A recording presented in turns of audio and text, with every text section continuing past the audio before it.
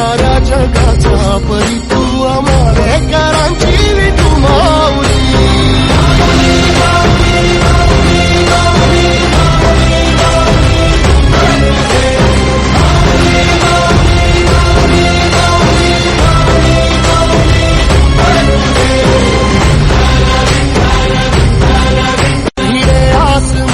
ध्वजा वैष्णवांची उभी पंढरी आज नारावली तुझे नाव ओठी तुझे रूप ध्यानी जीवाला तुझी आज गाला घरी जरी बाप साऱ्या जगाचा परी